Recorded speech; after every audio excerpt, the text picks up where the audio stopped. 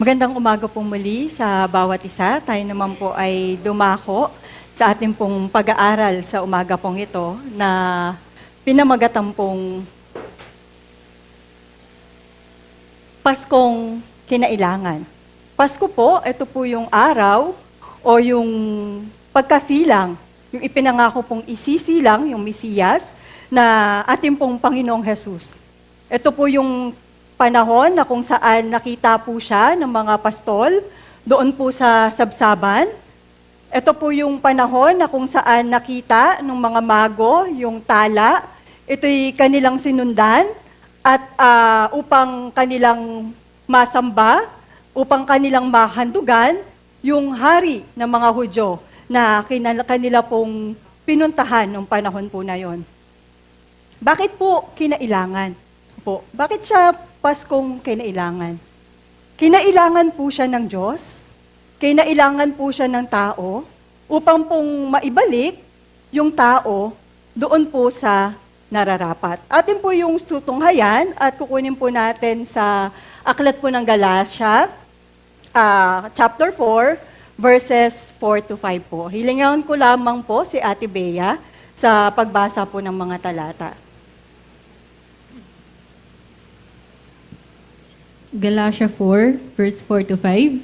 Ngunit nang sumapit ang takdang panahon, isinugo ng Diyos ang kanyang anak. Isinilang siya ng isang babae at namuhay sa ilalim ng kautusan upang palayain ang mga nasa ilalim ng kautusan. Sa gayon, tayo'y maibibilang sa mga anak ng Diyos. Okay, nakita po natin yung, salaysayin po natin or aralin po natin yung mga talata. Sabi po, takdang panahon. So, ito po yung panahon na hindi po yung tao yung nagtatakda. Yung panahon na kung saan itinakda ng Diyos. Hindi po siya 1 minute early or second early, o hindi din po siya late, o 1 minute late, or kahit na segundong late, nung itinakda siya ng Diyos na darating. Ibig sabihin, yun po yung perfect timing ng God, yung pagdating ng Mesiyas, yun po yung tamang panahon na itinalaga ng Diyos para po kilalanin o yung pangako ng Diyos na ikaliligtas ng tao. Kumbaga po kung titingnan natin, parang sa halaman po, di ba?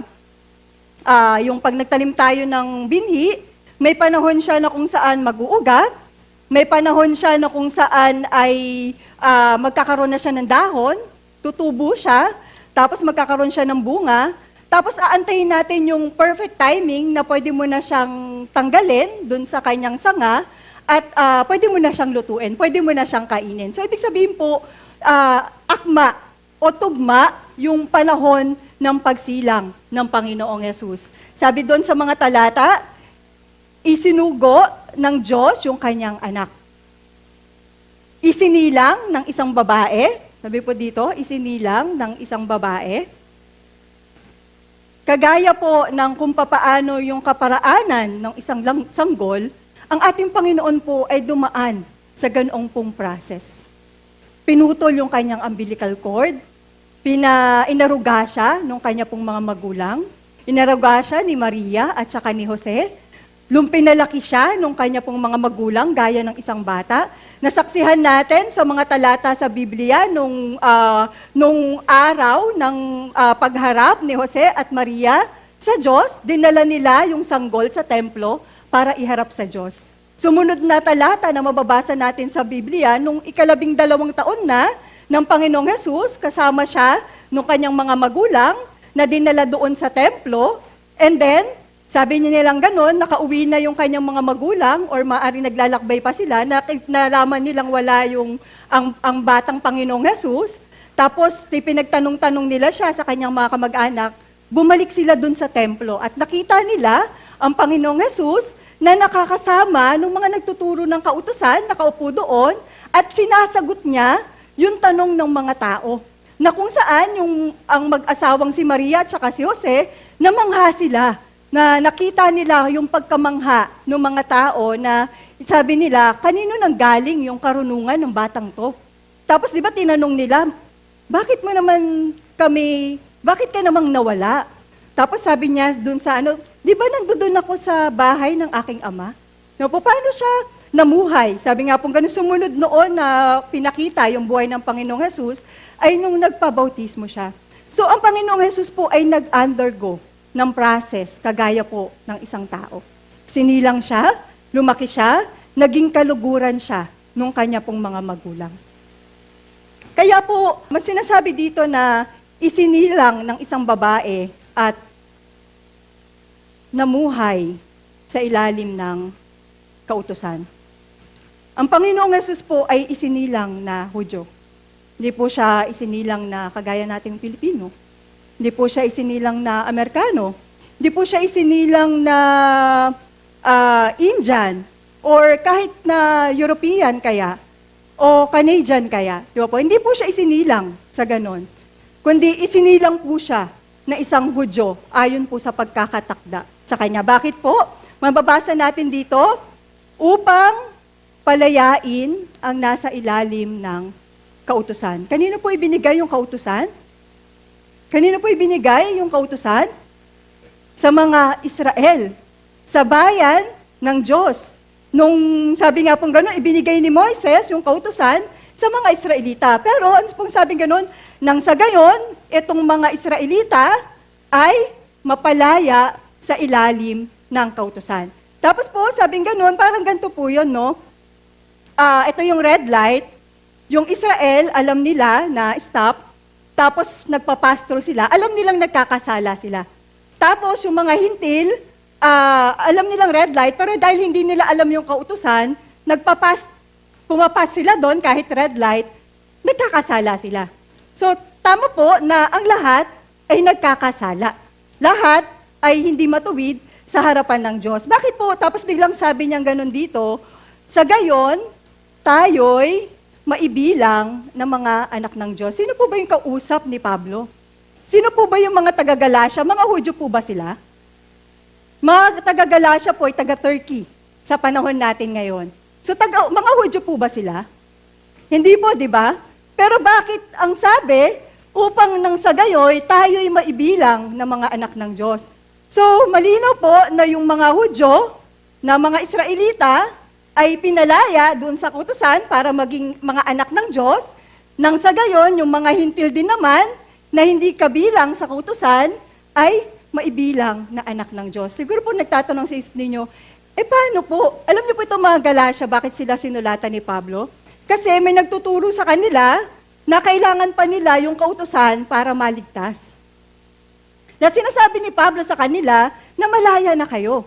Tatanungin siguro natin, paano tayo ngayon makakalakad sa kalooban ng Diyos kung wala na pala yung kautusan? Mamaya po sasagutin natin yan. Na kung saan, sa tulong at gabay, kung bakit gaano kahalaga yung banal na spirito sa ating pong buhay, dahil siya po yung tutulong at gagabay na makakalakad tayo ng naayon po sa kalooban ng Diyos. So, tuloy po tayo sa ating pong pag-aaral.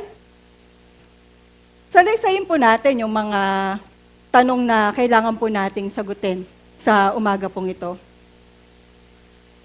Bakit po kinailangan pa yung unang Pasko kung saan dumating ang Panginoong Hesus, ang Mesiyas, na siyang tutubo sa kasalanan ng lahat ng tao sa sanlibutan? Bakit po kailangan dumating ang Panginoong Hesus? Bakit natin kailangan? Bakit natin pinagdiriwang nung December 25, yung Pasko, kahit hindi yun yung araw na ipinanganak ang Panginoong Hesus? Bakit natin siya pinapahalagahan? Bakit siya kinailangan ng Diyos at kinailangan natin? Bakit hindi na lang kagyat na pinatawad ng ang tao na parang walang nangyari? Pwede bang gawin ng Lord yun? O nagkasala ka, o papatawarin kita parang walang nangyari? Bakit hindi na lang dumating ang Panginoong Hesus na kagaya ng pinapanood natin na si Superman, si Superpower, di ba po, na kung saan ay darating siyang may matikas na pangangatawan at ipapakita niya yung kanyang kapangyarihan? Bakit hindi na lang po siyang dumating na ganon? Bakit po hindi na lang niya tinapos nung panahon ni Adan, nung nagkasala ito, ba't hindi niya na lang sila tinapos? Tapos naglilok ulit siya ng panibago. Kaya niya namang gawin yun, di ba po? Pero bakit hindi ginawa ng Diyos? Isip po ba natin? Tinataluntun ba natin yung mga ganong katanungan? Bakit hindi siya ginawa ng Diyos? Bakit kailangan na isilang ang Panginoong Hesus mabuhay na kagaya natin para tayo ay iligtas. Hindi siya ginawa ng Diyos kasi hindi po siya makatarungan. Hindi siya makatarungan na kung yung paparusahan niya, yung nakash, tapos hindi niya paparusahan yung taong nagkasala. Kung hindi nagkasala si Eva at si Adan, siguro po, pwede niyang ihulog si Satanas sa walang hanggang kapahamakan. Pero nagkasala. Gaano po yung katarungan ng Diyos? Nagkasala yung nakash? Nagkasala si Adan? Nagkasala si Eva? Paano iginawad ng Diyos yung kanyang pagpaparusa? Isa lang ba yung pinarusahan niya? Hindi po, di ba? Lahat pinarusahan niya. Kailangan po natin matantuyan, mga kapatid, bakit kailangan gawin ng Panginoong Jesus na ialay niya yung kanyang buhay para po sa atin. Isa pang pangyayari na pagpapakita ng pagiging makatarungan ng Diyos. Noong panahon ni Noah, sino po naiwan na matuwid? Si Noah na lang. Paano po pinarusahan ng Diyos yung mga Elohim na nagsiaklas sa Diyos?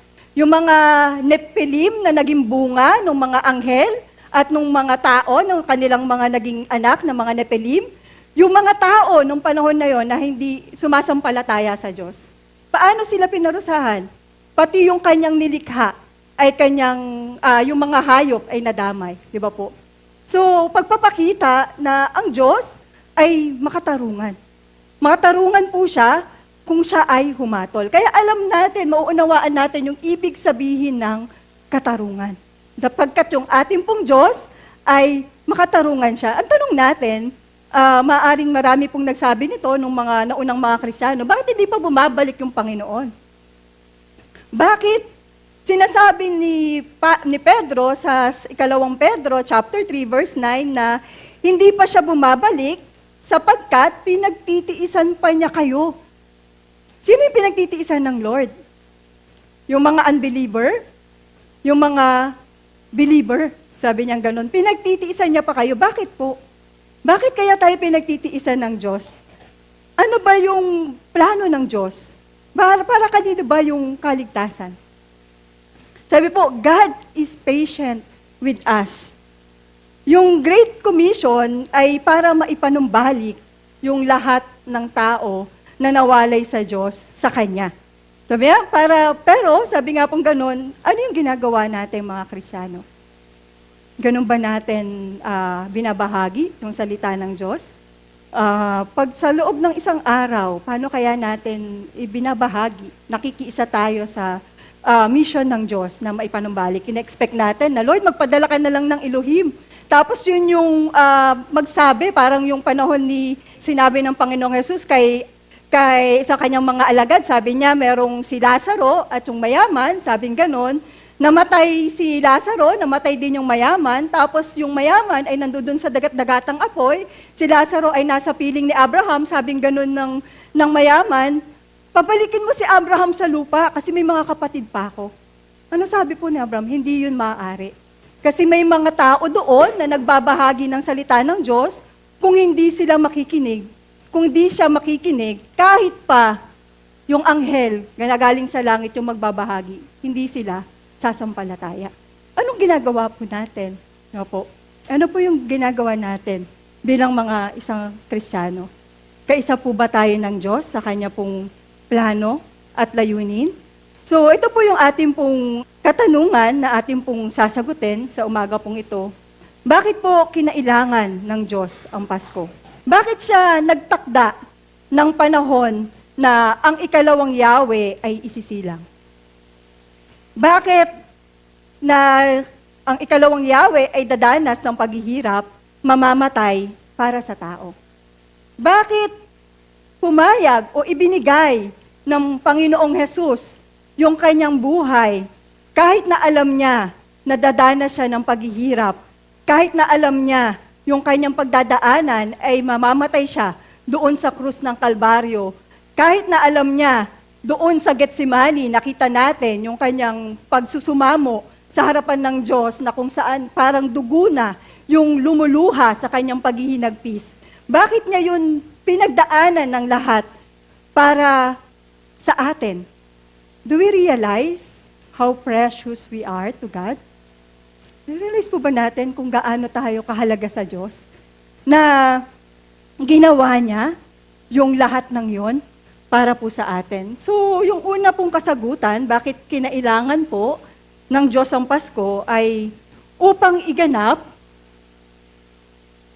ang pagliligtas na ipinangako sa mga taong nilipi ni Adan. Isinakatuparan po ng Diyos yung kanya pong pangako nung magkasala po si Adan. Yung pangako ng Diyos, ililigtas niya yung kanyang mga nilipi. Tayo po, galing ba tayo sa lipi ni Adan? Or gusto niyo pong galing kayo sa lipi ng mga ano po? Unggoy? Saan po gusto ninyong makilipi? Gusto niyo bang makilipi sa lahi ni Adan, ni Abraham, at sa mga sumunod na saling lahi? O gusto niyo yung evolution of man, na kung saan ay nagsimula tayo dun sa mga apes, tapos gaganda ng gaganda yung itsura natin, di ba po? Di ba po, malinaw po na sinasabi ng Biblia na pangako po. At yung tayo po ay galing sa lipi ni Adan. So meron pong pangakong iginanap, at yan po yung binasa natin kanina. Ito pong talata na to ay pagsapit nung takdang panahon na ang Diyos ang nagtakda. Tama siya, hindi siya late, hindi siya advance, sabi nga po. Sakto siya doon sa kapanahunang itinakda ng Diyos. Yung takdang panahon po na to na ang Diyos po sa kanya pong ginagawa. Siya lamang po yung nakakaalam ng lahat ng dahilan sa kanya pong itinakda. Siya lang yung nakakaalam. Kaya kailangan nating pagkatiwalaan. Kailangan nating matutunan na yung lahat ng ating ginagawa at mga nangyayari ay ipagkatiwala natin sa Diyos. Sapagkat alam niya yung kanyang ginagawa. At yung kanyang ginagawa ay naaayon sa nararapat. So, huwag po natin ipagpalagay na tayo po'y magaling, na mas magaling tayo kaysa sa Lord. Minsan naisip natin, ang tagal naman bago dumating ng Panginoong Yesus. Ilang years yung lumipas. Bakit ngayon, sa panahon natin, ba't ang tagal pa rin niya bago siya bumalik? Huwag po tayong maghaka-haka, mga kapatid. Kasi po, tuldok lamang po yung ating kaalaman sa karunungan ng Diyos. Mapakaliit lamang po nung ating nalalaman kahit pa gaano tayo, cum laude tayo sa school o ano pa yung pinakamataas? Valedictorian ba? Hindi ko kasi naranasan yun, kaya hindi ko alam kung ano yung pagkakasunod-sunod, ano yung pinakamataas eh. Kahit pa po ganun yung antas natin, kahit pa nag-doctorate degree tayo, hindi po tayo lalamang sa talino ng Diyos na meron po siya. Sa takdang panahon po, iginanap ng Diyos yung pangakong kaligtasan. Ito po yung daan upang tuluyang makabalik sa Kanya yung mga taong nawalay. Ito yung way. Wala pong ibang way, kundi ito lamang para po makapanumbalik yung tao sa Kanya. So, tingnan po natin yung illustration, di ba po? Sabi po dito, supposedly, so ito po, yung Diyos, nasa piling siya ng tao, kasama yung kanyang mga nilikang makalangit, doon sa Garden of Eden. Ayan po yung original na paglikha. Ayan po yung layunin ng Diyos doon sa tao nung kanya pong nilikha. Sabi niya, tao, magkaanak ka. Pag nagkaanak ka, magkaanak yung anak mo. Magkaapo ka. Pag nagkaapo ka, magkaanak ng anak mo, yung apo mo, yung ganyan, hanggang sa dumami kayo ng dumami. Punuin ninyo yung buong daigdig. So yun po yung plano ng Diyos. Sa una, sabi nga pong ganun, pero nahulog po yung tao doon po sa pagkakasala. Di na po natin tatalakayin kung paano po siya nahulog. Kasi simple po yung, napag-aralan na natin siya na maraming beses. Kinain nila yung bunga ng punong kahoy na hindi nararapat. So nahulog po sila. Inilas sila ng Diyos doon po sa, dapat straight lang yung line eh. Di ba po nakita natin kanina? Dapat po straight lang yung magandang plano ng Diyos. Dadami lang yung tao. Nakapiling nila yung Diyos. Kasama nila yung mga Elohim. Pero doon po, nahulog po yung tao, so yung naging kanya pong kasalukuyang kalagayan ay hiwalay po siya sa Diyos. Hiwalay po yung tao sa Diyos. So kung hindi po gagawa ang Diyos, wala na po siya doon sa straight line. Kung hindi po gagawa ang Diyos ng kaparaanan para maialis po yung tao sa ganyan pong kalagayan, kasama po ng mga Elohim na nagsiaklas sa Diyos, dediretso lang po siya doon po sa walang hanggang pagkahiwalay sa Diyos. So, nakita po natin yan. Pagdating po doon sa Revelation 21, pag binasa po natin yon, yung sinulat po ni Juan, kung papaano pong sinabi doon ni Juan, nakita ko yung bagong langit at yung bagong lupa. Sabi niya, wala na yung dating langit at wala na yung dating lupa. At may narinig siyang tinig mula sa langit, sabi doon, ngayon, ang tahanan na ng Diyos ay nasa piling na ng tao. Sabi niya, sila'y magiging bayan niya at sila'y makakasama nila. At siya'y makakasama nila. So yung plano ng Diyos sa simula, hindi po nagbago. Kahit na nagkasala yung tao. Pagaganapin niya yung kanyang plano, doon po sa Revelation. Mga kapatid, kung titingnan natin, tayo po yung parang nasa middle nung event. Kung titingnan natin ng malawakan. Na pinaalam sa atin ng Diyos yung nakaraang panahon, yung history, na kung saan yung kapanganakan, yung pagkakasala, yung mga henerasyon na kung saan yung mga tao ay patuloy na nagkakasala. And then pinakita din ng God yung future, na kung saan pinakita ng God yung Panginoong Jesus, nung inialay niya yung kanyang buhay, namatay siya sa krus para sa atin. And then pinakita ng God yung future, na kung saan muli niyang babaguhin yung lahat ng bagay, kasama ng mga taong nanampalataya sa Kanya.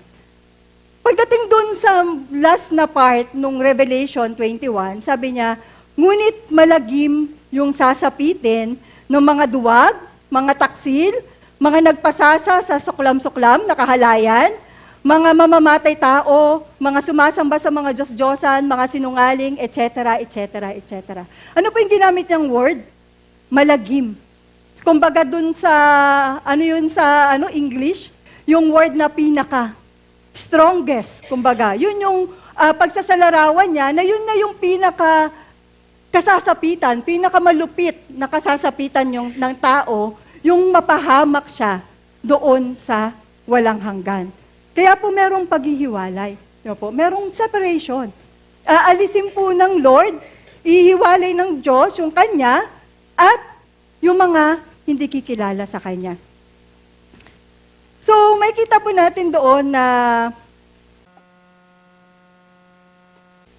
sa ganito pong kalagayan ng tao na dapat doon siya sa walang hanggang magpagkahiwalay sa Diyos kung hindi gagawa ng paraan. Kung hindi po gagawa ng paraan ng Diyos sa ganun niyang kalagayan, magdudire-diretso siya na mapapahamak. Pero nangako ang Diyos nung nagkasala si Eva at saka si Adan, sabi niya, di na tayo pwedeng magkasama. Aakit ako sa langit, may iwan kayo dito. Sabi niya, pero wag na ninyong palalain yung sitwasyon ninyo.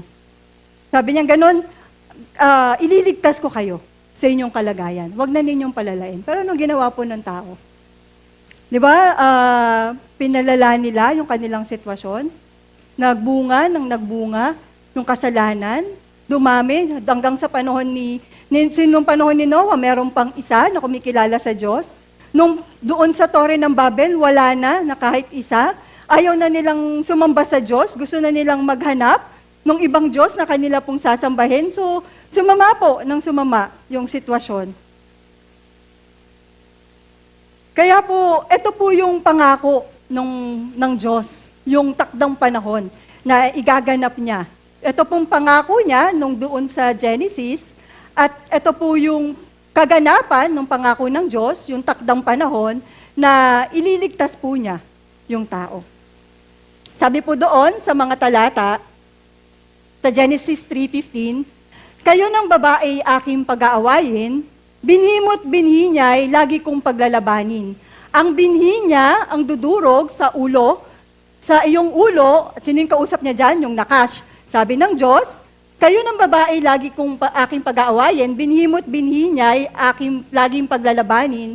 Ang binhi niya ang dudurog sa iyong ulo, at sa sakong niya'y ikaw ang tutuklaw. Ito po yung kaganapan na sisirain ng Diyos yung kapangyarihan na inagaw ng kaaway. Sabi niya sa binhi, kanino manggagaling? Sa binhi ng babae, isisilang yung isang sanggol na magiging tagapagligtas ng lahat. Dudurog sa ulo ng kaaway.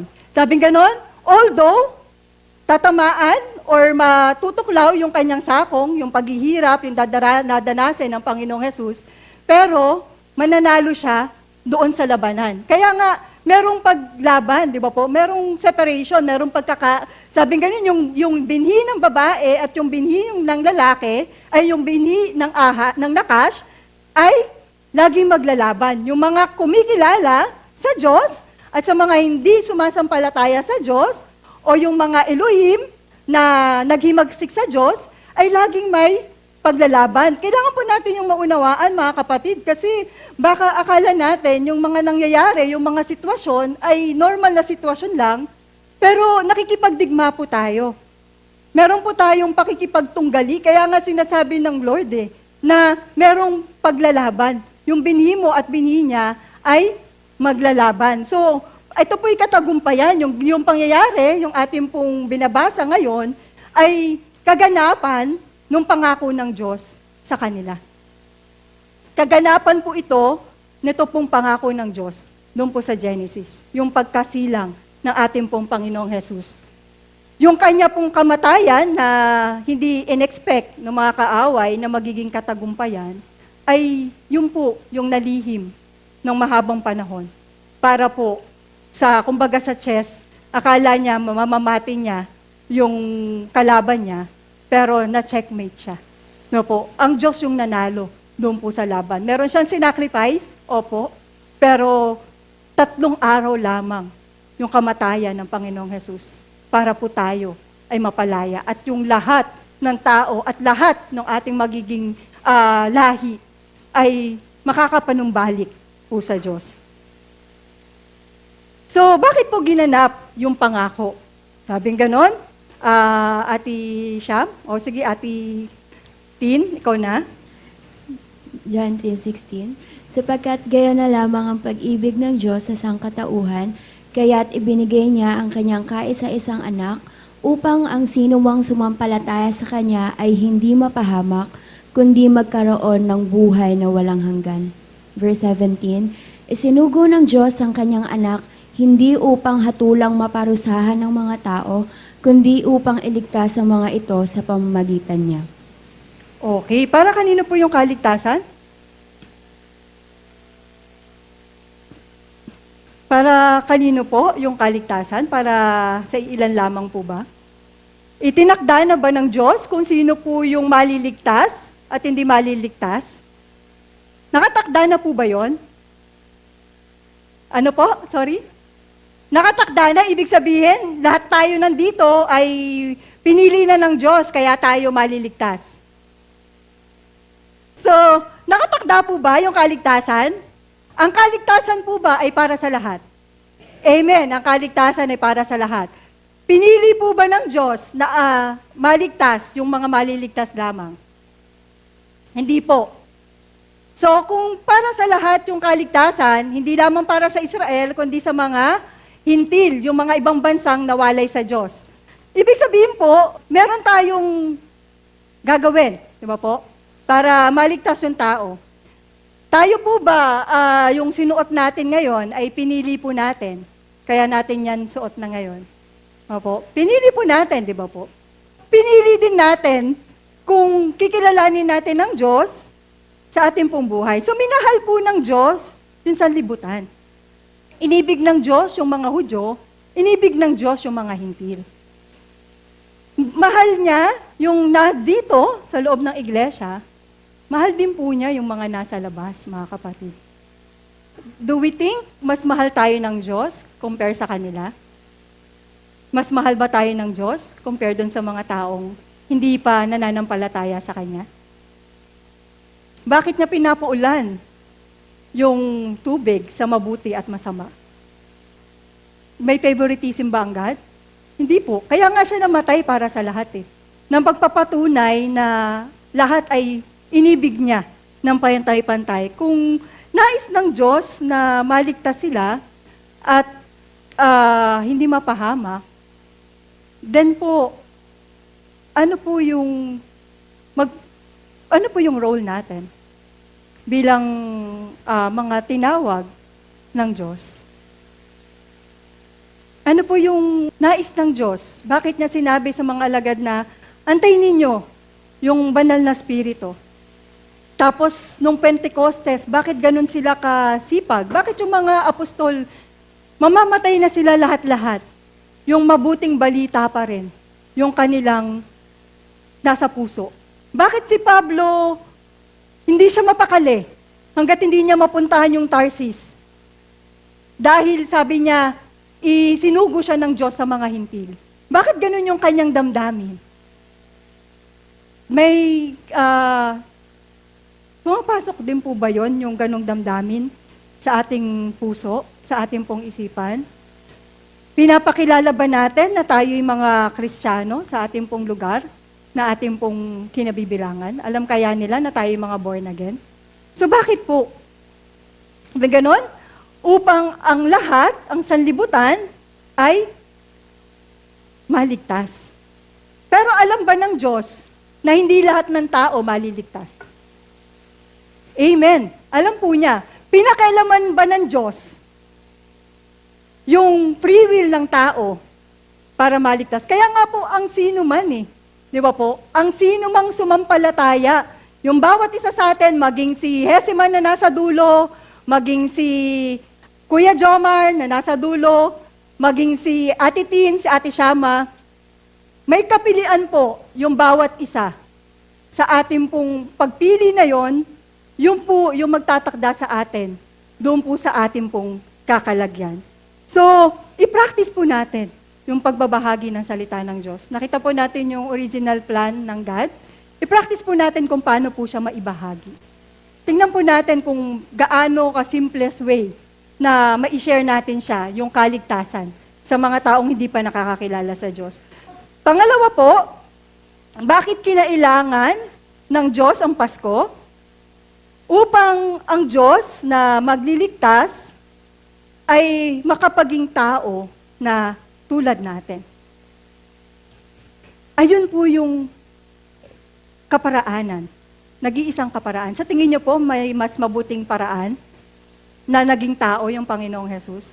Sa tingin po ba natin, may mas better way pa? Pwede kaya yung pinapanood natin na mga superheroes na aliw tayo, pwede kayang yun yung best way na gawin ng God para maligtas yung tao? Total, save the day, sabi nga, kanino bang quote yun? Yung, He will save the day, sabi niyang ganon. Diba? Ganon kaya, ayun kaya yung best way? Sabi po, in order na iligtas yung tao, dapat yung magliligtas sa kanila ay kagaya nila. God fought a fair fight. Alam po natin yun? Fair, yung kanyang paglaban sa kaaway.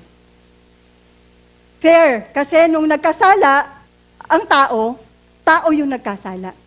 Kaya ginawa ng Diyos yung laban na nararapat na tao din yung lalaban doon sa pagkakasala na nawala, yung kapangyarihan na wala na ni Adan at saka ni Eva. So, wala pong ibang mediator. Kaya po, sabi doon sa mga talata, He is the way, the truth, and the life.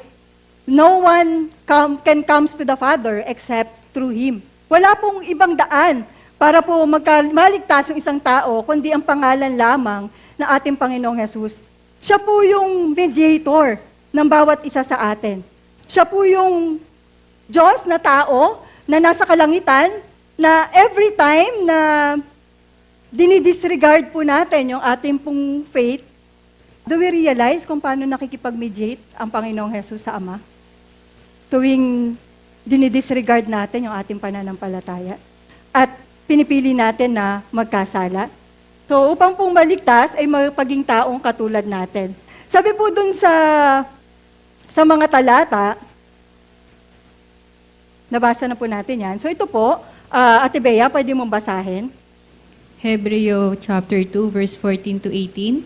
Dahil sa ang mga anak na tinutukoy niya ay tao, naging tao rin si Jesus at tulad nila'y may laman at may dugo. Ginawa niya ito upang sa pamamagitan ng kanyang kamatayan ay mawasak niya ang kapangyarihan ng Diablo na siyang may kapangyarihan sa kamatayan. At pinalaya niya ang lahat ng tao na habang panahoy inalipin ng takot sa kamatayan. Hindi ang mga anghel ang kanyang tinutulungan, sa halip ay ang mga anak ni Abraham. Kita po natin yun.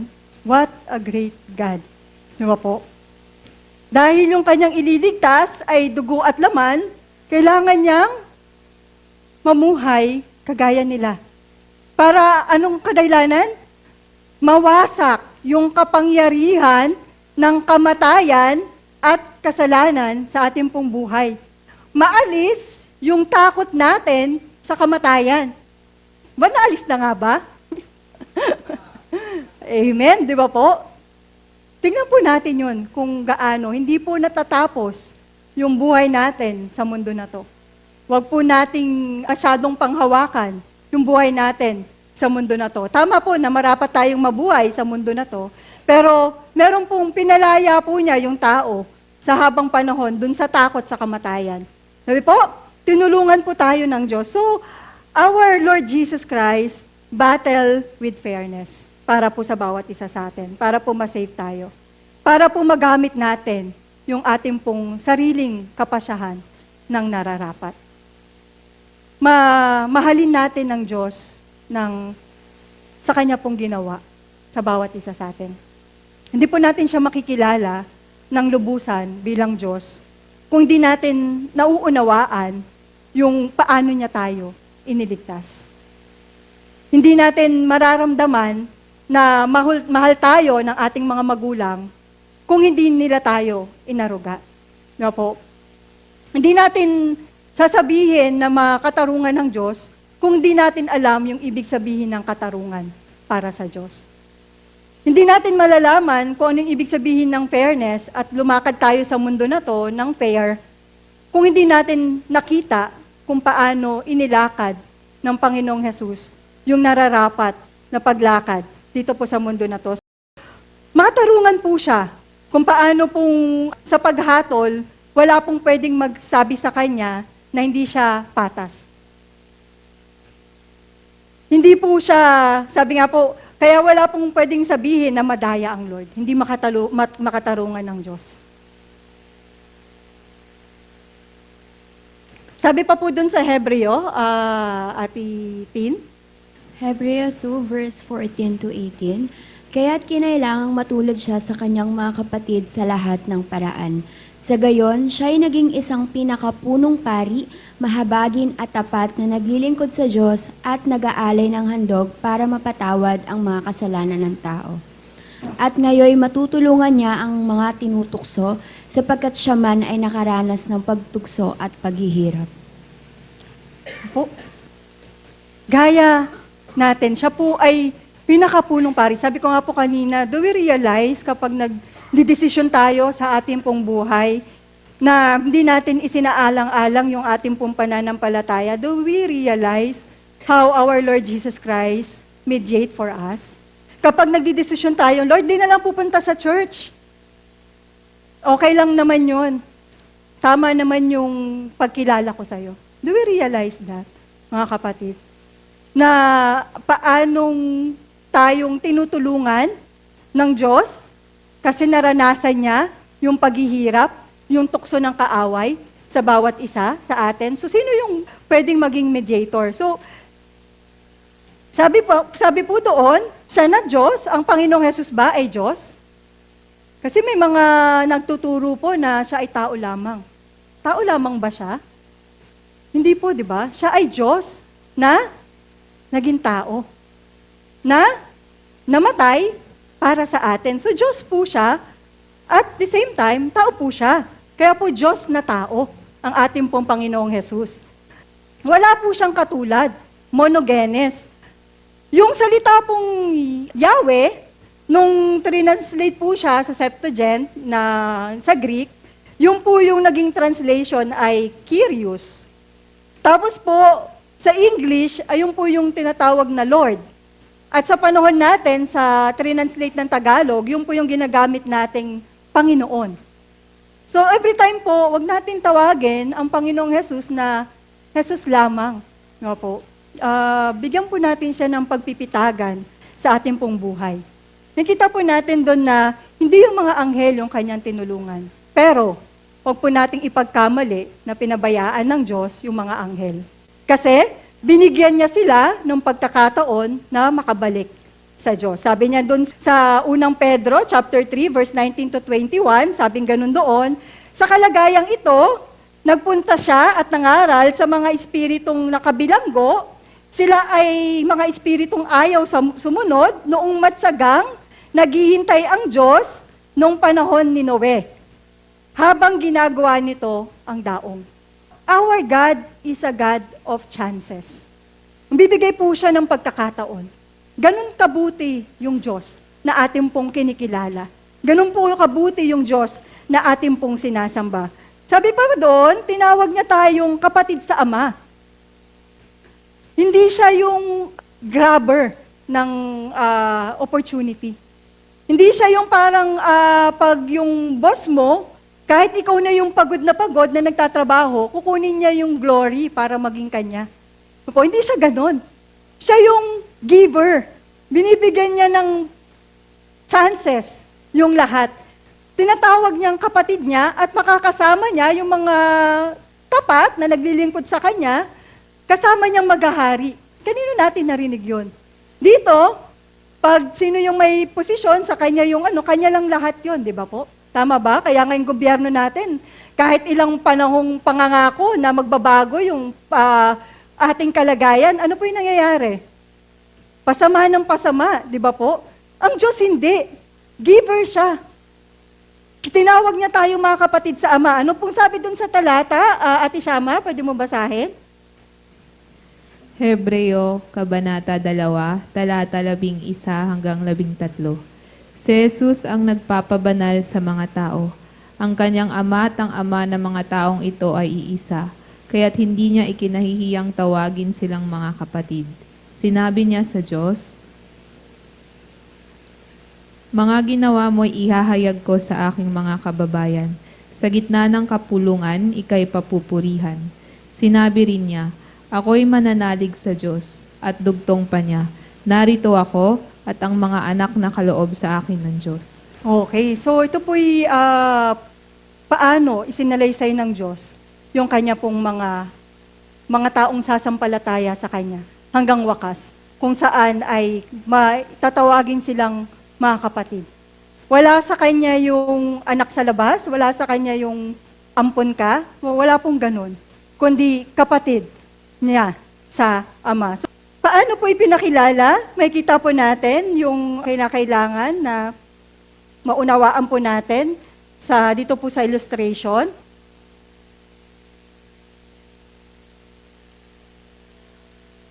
Yung takda pong panahon ng pagliligtas ng Diyos, na buksan po yung langit, yung kaparaanan ng Diyos para makapanumbalik yung tao. Di ba nung namatay ang Panginoong Yesus, ano po yung nangyari? Nawasak yung tabing na kung saan yung tao ay makakalapit na sa Kanya. Yung isang tao po na hindi lalapit sa Diyos, hindi na po kasalanan na niya kung siya ay mapahamak. The moment po na ipahayag ng Diyos yung mabuting balita ng kaligtasan at hindi siya tanggapin ng tao at hindi siya lumakad ayon ng may pagsunod sa Kanya, kasalanan niya na po yung kapahamakan. Hindi na po yun sa Diyos, sapagkat inopen na po ng Diyos yung daan para po makapanumbalik tayo sa Ama. Kaya nga po, di ba natin yun laging sinasabi sa atin na tayo pag nananalangin tayo, bakit meron tayong space? Akala natin basta lang, tumatagos yung ating panalangin dun sa kalangitan. Kaya nga, kung lalapit tayo sa Diyos, limiin natin kung kanino tayo haharap. Di ba po? Sapagkat dumadako tayo doon sa kanyang kabanal-banalang trono. Kaya nga, napakahalaga ng panalangin. Di ba po? Napakahalaga nung panalangin, yung ating pong tuwing midweek, napakahalaga po nun. So naibalik na po ang mga anak ng Diyos. Naibalik na po yung tao para po sila'y makalapit sa Diyos. Isummary po natin, kinailangang maging tao ang Diyos, naging tao ang Panginoong Hesus, at sa itinakdang panahon ng Diyos, siya ay naging taong tulad natin, Diyos na tao, upang iligtas ang tao mula sa tiyak na kapahamakan. Ang sinumang sumampalataya at sumunod sa Kanya ay maibabalik sa pagiging anak ng Diyos, kapatid sa Ama ng Panginoong Hesus. Malaya na mula sa kapangyarihan ng dyablo at kamatayan ang sinumang sumasampalataya at sumusunod sa Panginoong Hesus. Pangatlo po, bakit po kinailangan ng Diyos ang Pasko? Upang ang pamumuhay ng Panginoong Hesus ay matularan ng bawat isa sa atin. Siya po yung naging best example kung paano po tayo makakapamuhay ng nararapat sa mundo po na ating pong ginagalawan. Ang ating pong pag-iisip, yung ating pong damdamin, yung ating pong mga gawa, ay maitulad natin sa kung paano po namuhay yung ating pong Panginoong Hesus. Kung babalikan natin, sasalay-sayin natin kung paano po namuhay ang Panginoong Hesus. Sabi nga po natin, hindi naging madali yung kanyang pagiging tao. Pinanganak siya sa sabsaban. Nung nagministeryo siya, wala siyang mahigaan na kagaya natin. Di ba sabi niya ganun dun sa isang sumusunod sa kanya, susunod ka ba sa akin? Ni paghimlayan ng ulo, wala ako. Na danasan niya yung lahat ng uri ng paghihirap. Ipinanganak siyang hindi galing sa mayamang pamilya. Pinanganak siya sa pinakamababang uri ng tao nung kanilang kapanahunan. Karpentero yung kanyang ama. Namuhay siya, nagministeryo siya ng kung ano yung meron siyang kakayahan at hindi siya naging palaasa doon sa mga tao na kanyang binabahaginan ng mabuting balita. Opo, nakita natin kung paanong tumulad yung mga apostol. Sabi nga ni Pablo, nagtatrabaho kami. Kahit na may karapatan kaming sana na bigyan man lang ninyo ng kahit konting pagtingin o tulong, pero nagtatrabaho kami para hindi maging pabigat sa inyo. Nang sa ganun, wala kayong masabi kung paano namin hindi masiraan yung mabuting balita, hindi mapulaan ang Diyos sa aming pagpapagal. Nang sa gayon, makita ninyo kung ano ba yung nararapat. Tayo po ba nandito tayo na may ibang hangarin? Yung mga kabataang lalaki ba, andito ba kayo para maghanap, magtingin kung sinong pwede ninyong ligawan sa loob ng iglesia? Ano yung mga damdamin ninyo? Yung mga nag-aaral, nasa isip ba ninyo na kailangan muna akong mag-girlfriend at mag-boyfriend kahit hindi pa panahon? Ayun ba yung nasa damdamin ninyo? Yung ba yung nasa isipan ninyo? Hindi muna ako mag-aaral kasi bata pa naman ako. Yun po ba? So, isipin po natin, yung mga magagaling ba tayong mambola? Yung mga babae ba ay ganun lang ba nila tingnan na basta kung sino na lang? Ganun? Kahit hindi kumilala sa Panginoong Hesus? Ganun po ba ninyo pinapatayuan yung inyong pananampalataya? Paano ba nating tinitindigan? Paano ba natin tinatayuan yung ating pananampalataya? Mawala man sila. Nararamdaman po ba natin yon? May mas totoong nagmamahal sa atin. Mawala man yung mga mahal natin sa buhay, may mas totoong nagmamahal sa atin. Nga po, alam ng Diyos yung kalagayan ng bawat isa. So, makapamuhay tayo, matularan natin ng Panginoong Hesus. Magtataka tayo pag merong Kristiyano na nagsasamantala. Nagsasamantala na word. Opo. Kristiyano nga kaya siya? Kung merong Kristiyano na nag-take advantage sa kanyang kapatid, o kahit hindi mananampalataya, tanungin natin yung ating sarili, Kristiyano nga kaya ako? Yung gusto mong marami kang chicks dito, chicks doon, chicks dyan, di ba po? Kristiyano nga kaya ako? Isipin po natin mga kapatid. Gusto ba natin na ganun yung ating pong pagkakilala? Yung meron tayong brand ni Daniel Padilla at ni Coco Martin at kay Sanjo Marudo, yung mga brand nila, yung parang ang pag-aasawa ay kinasal ka ngayon, bukas hiwalay na kayo? Ganun po ba yung Kristiyanong gusto nating maging? Na walang hirap at ginhawa, pag hirap, goodbye na? At pag may ginhawa, sige, dito tayo. Kaya nga may prenuptial agreement, di ba pa, mga kapatid? Maghihiwalay tayo pag walang prenuptial. Oh no. So, paano yun? Di ba po? Paano? Paano tayo makakapamuhay bilang mga Kristiyano? Sino yung ating tinutularan? Sino yung ating tinutunton? Saan natin gusto lumakad sa mundong ito? Anong lakad yung gusto nating lakarin para masabing totoo nga tayong mga Kristiyano? So dito po, basahin na lang natin yung verse 6, Bea, pwede mong basahin. Verse 6, At upang patunayan na kayo'y mga anak ng Diyos, isinugo niya ang Espiritu ng kanyang anak sa ating mga puso. At nang sa gayon ay makatawag tayo sa Diyos ng Ama, Ama ko. Hindi na kayo alipin kundi anak. At dahil kayo ay anak, kayo ay ginawa rin ng Diyos bilang mga tagapagmana niya. What a great God. Sinugo niya. Saan niya nilagay? Para makasunod tayo sa Kanya. Ano yung Kanyang ipinagkaloob? Yung Espiritu. Itinanim niya sa ating mga puso. Nang sa ganon, makakatawag tayo sa Diyos na Ama. Ibinigay niya, tinawag niya tayong mga anak, magiging tagapagmana rin. Di ba po? Ano pang hihingin natin? Gusto natin yung yaman ng mundo na to?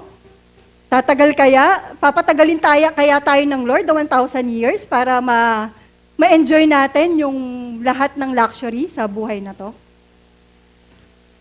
Kung wala pong kamatayan sa mundo na to na ating ginagalawan, then po, ilagak natin yung ating pong isipan sa mga bagay na yan.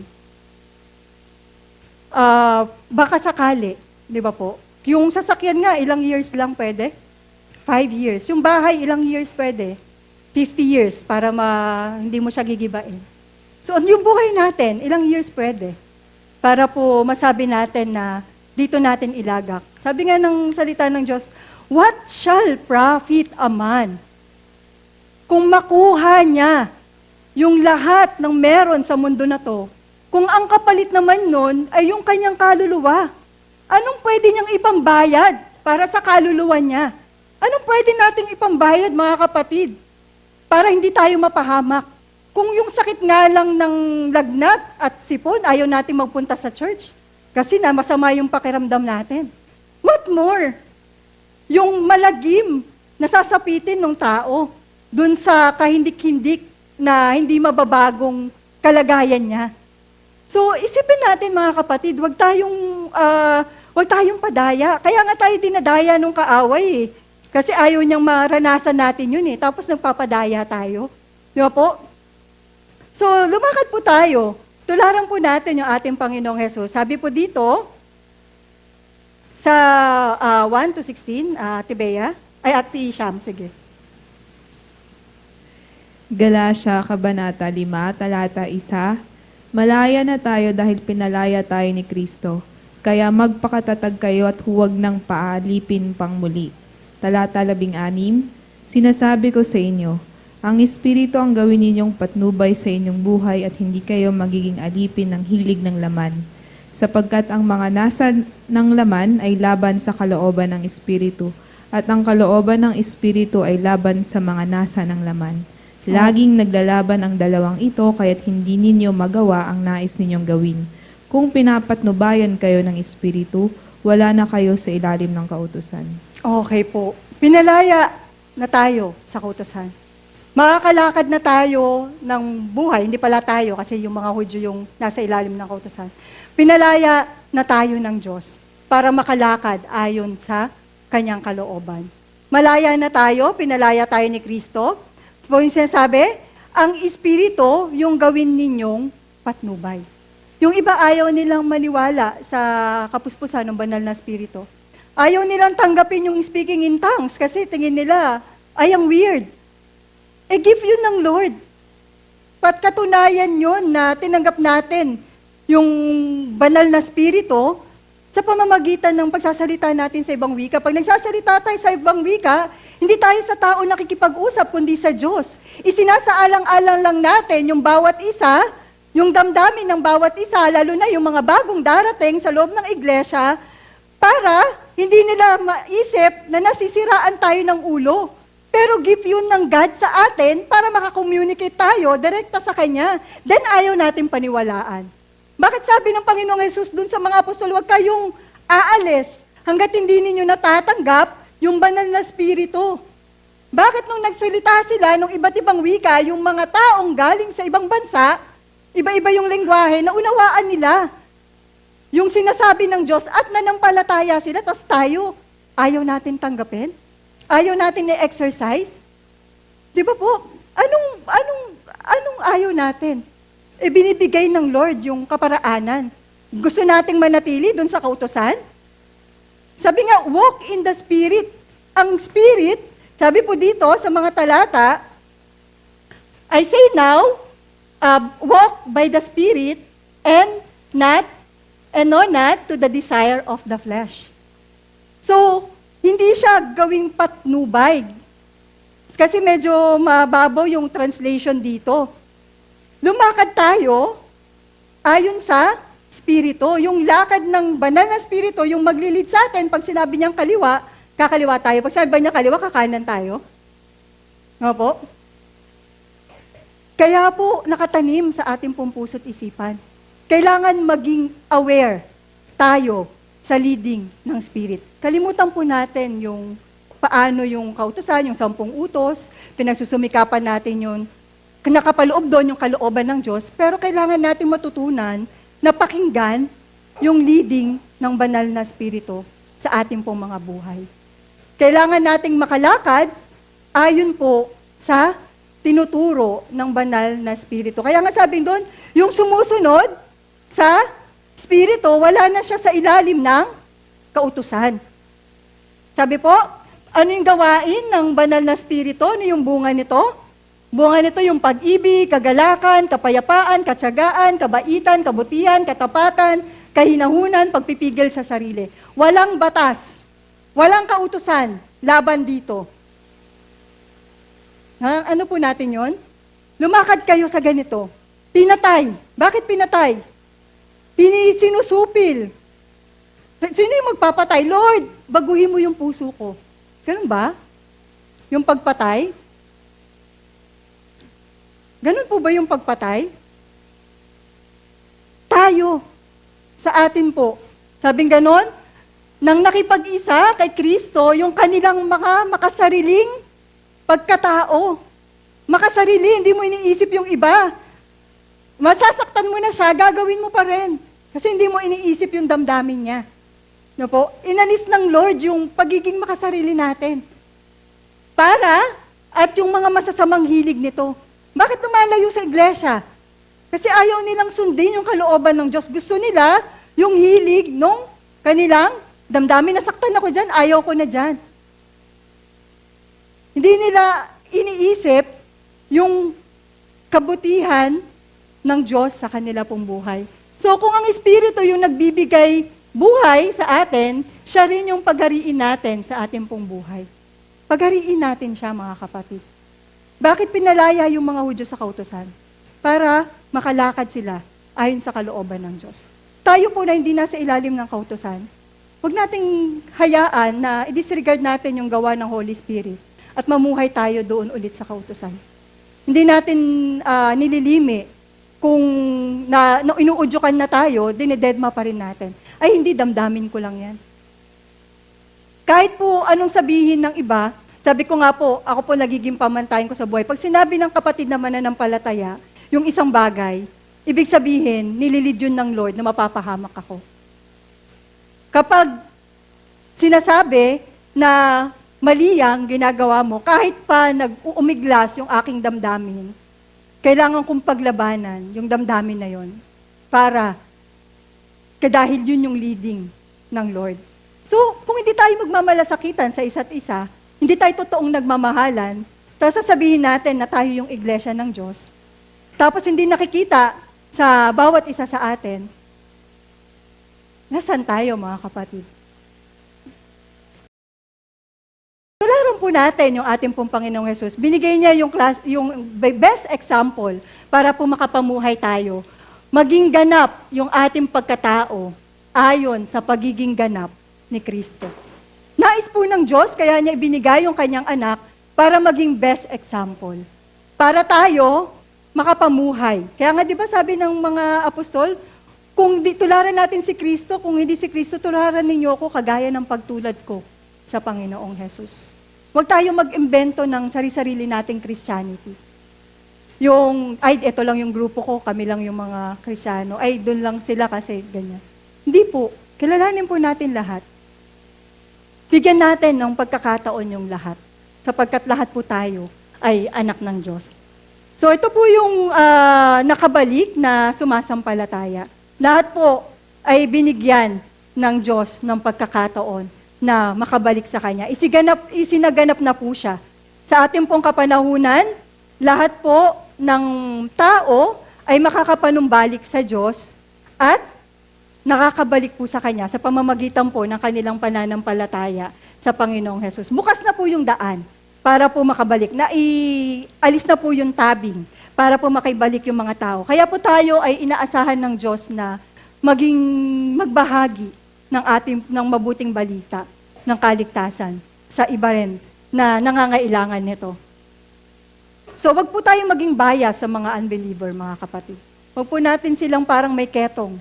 Wag po tayong maging bias sa mga, sabi nga po, yung mga pagkakataon na pwede nating ibalik, yung mga nagtatampo, yung mga hindi nila nauunawaan yung mabuting balita, yung kapahamakan na kanilang dadanasin. Huwag po nating hayaan, huwag po tayong maging bias, mga kapatid, na tayo lang yung ligtas. Isalaysay po natin yung mabuting balita para po sa lahat. So, tapusin po natin yung ating pong pag-aaral. Iginanap po ng Diyos ang pangakong kaligtasan. Ito po ay sa pamamagitan ng ating Panginoong Hesus at ng Kanyang ginawa para po sa atin. Bukas na po yung daan pabalik sa Ama at sa Kanyang layunin sa walang hanggan. Dahil tayo ay sumampalataya na, gugulin po natin yung ating pong buhay sa pagtulad sa ating pong Panginoong Hesus at pagsunod sa Kanya pong kalooban. Ibigin natin yung Kanya pong iniibig at iwaksi natin yung Kanyang iwinawaksi. Iwaksi po natin yung mga pagkukunwari. Iwaksi po natin yung mga kayabangan natin sa ating pong mga buhay. Sa gayon, tayo ay makilala ng Diyos na naitulad sa Kanyang anak at nakahanda para po sa walang hanggan. Do we think, kung hindi tayo mababago ngayon, kaya nating sumunod sa Diyos sa walang hanggan? Baka hindi tayo tanggapin doon. Kagaya po doon ang sinabi sa Mateo na nakikipaglaban pa sila na, Lord, nangaral kami. Lord, nagpalayas kami ng demonyo. Lord, nakagawa kami ng himala. Ano sabi ng Panginoong Yesus? Hindi kita nakikilala. Mapaggawa ka ng masama. Mga kapatid, saan tayo?